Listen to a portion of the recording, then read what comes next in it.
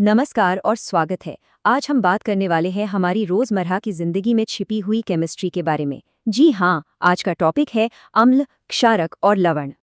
अच्छा सोचिए, कभी किसी दावत के बाद या कुछ ज्यादा मसालेदार खा लेने पर पेट में अजीब सी जलन मतलब एसिडिटी हुई है, तो उस वक्त राहत के लिए क्या उठाना चाहिए? नींबू का रस, सिरका या फिर बेकिंग सोडा का घोल? इसका सही जवाब जानने के लिए पहले हमें ये समझना होगा कि आखिर इन चीजों में फर्क क्या है।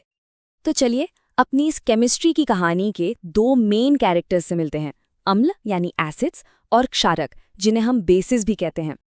इन दोनों के बीच का जो फर्क है ना, वो बड़ा मजेदार है। देखिए, अम्ल जैसे नींबू या सिरका स्वाद में होते हैं खट्टे, और इनका एक टेस्ट है, ये नीले लिटमस पेपर को लाल कर देते हैं। दूसरी तरफ है क्षारक, ये स्वाद में कड़वे होते हैं और छूने में थोड़े साबुन जैसे चिकने लगते हैं। और ये ठीक उल्टा करते हैं, ये लाल लिटमस पेपर को नीला कर देते हैं। और सबसे कमाल की बात तो ये है कि हमें इन्हें पहचानने के लिए हमेशा लैब जाने की जरूरत नहीं है।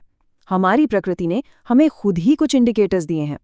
अच्छा, कभी सोचा है कि अगर सफेद शर्ट पर हल्दी का दाग लग जाए और उस पर साबुन रगड़ दें तो वो लाल भूरा क्यों हो जाता है? अरे वो इसीलिए क्योंकि साबुन एक क्षारक है यानी बेस, और हल्दी एक नेचुरल इंडिकेटर है ना कमाल? चलिए अब एक क्लासिक स्कूल एक्सपेरिमेंट की बात करते हैं। जब किसी एसिड को जिंक जैसी मेटल के साथ मिलाया जाता है ना, तो उसमें से हाइड्रोजन गैस निकलती है। और इस गैस को पहचानने का तरीका तो और भी मजेदार है। अगर इस गैस के पास एक जलती हुई मोमबत्ती ले जाएं, तो वो पॉप की आवाज के साथ जलती है, बिल्कुल छोटे पटाखे की तरह। तो जब एक अम्ल और एक क्षारक आपस में मिलते हैं तो क्या होता है? वे एक दूसरे के असर को कह सकते हैं कि कैंसिल कर देते हैं, एक दूसरे को न्यूट्रलाइज कर देते हैं। इसी कमाल की प्रक्रिया को कहते हैं उदासीनीकरण। और इसके बाद हमें मिलता है लवण यानी सॉल्ट और पानी।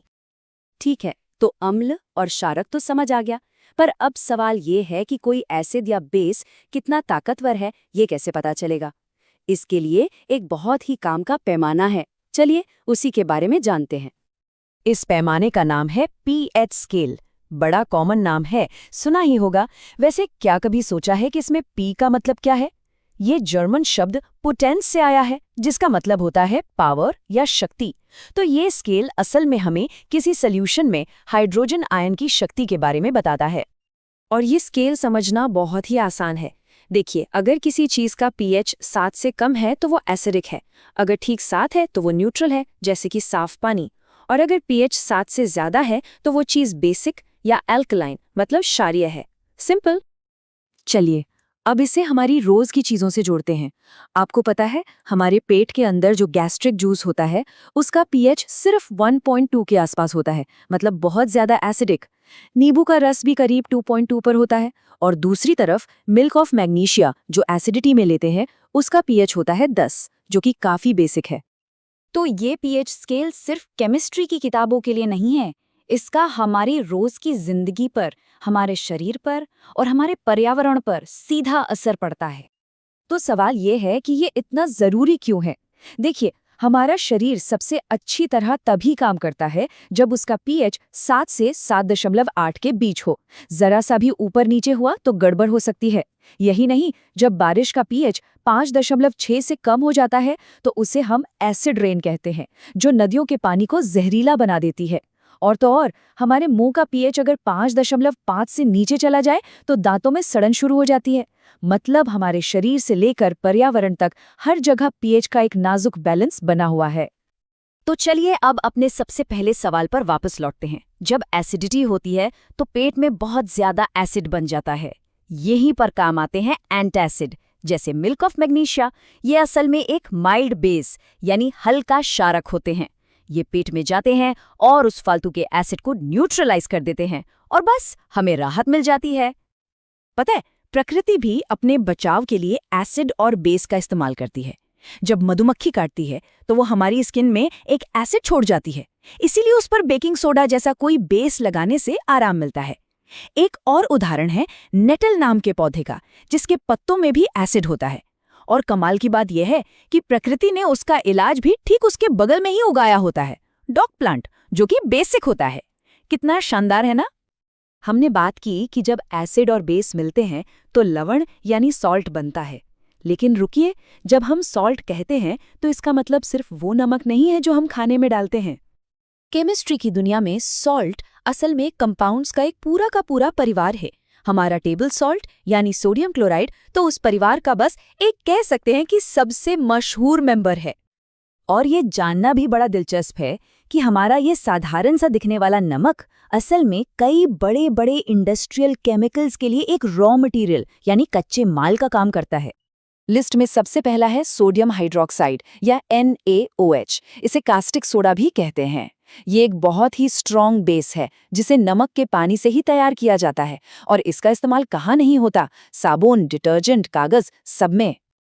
फिर आता है ब्लीचिंग पाउडर। इसका केमिकल नाम थोड़ा मुश्किल है, CaOCl2। इसे भी नमक के पानी से निकलने वाली क्लोरीन गैस से ही बनाया जाता है। इसका काम तो हम सब जानते ही हैं, कपड़ों को ब्लीच करना और पीने के पानी को डिसइंफेक्ट करना। और अब बात करते हैं सबके चहेते बेकिंग सोडा की, यानी NaHCO3। ये एक माइल्ड बेस है और इसके इस्तेमाल तो अनगिनत है। केक को फुलाने से लेकर पकौड़ों को क्रिस्पी बनाने तक, और हाँ, एसिडिटी से राहत दिलाने और आग बुझाने वाले सिलेंडरों में भी इसका इस्तेमाल होता है। एक और ज़रूरी केमिकल है वॉशिंग सोडा या धावन सोडा। इसका फॉर्मूला है Na2CO3.10H2O। इसका इस्तेमाल ग्लास, सोप और पेपर इंडस्ट्री में होता है और घरों में ये सफाई के लिए और पानी का खरापन, जिसे हार्डनेस कहते हैं, उसे दूर करने के लिए इस्तेमाल होता है। और आखिर में बात करते हैं प्लास्टर ऑफ पेरिस की। ये भी एक तरह का सॉल्ट ही है। ये एक सफ़ेद पाउडर होता है जो पानी के संपर्क में आते ही एकदम पत्थर जैसा सख्त हो जाता है, जिसे जिप्सम कहते हैं। और इसी जादू की वजह से डॉक्टर इसे टूटी हुई हड्डियों पर प्लास्टर चढ़ाने के लिए इस्तेमाल करते हैं। तो देखा कैसे एसिड, बेस और सॉल्ट सिर्फ केमिस्ट्री लैब की चीजें नहीं हैं, बल्कि हमारे किचन से लेकर हमारी बॉडी तक हर जगह मौजूद हैं। प्लास्टर ऑफ पेरिस का पानी मिलते ही पत्थर बन जाना तो बस एक छोटा सा उदाहरण है। ये सोचने वाली बात है ना कि हमारे चारों ओर ऐसी और कितनी साधारण सी दिखने वाली चीजें हैं जो अपने अंदर ऐसे ही कमाल के केमिकल रहस्य छुपाए बैठी है।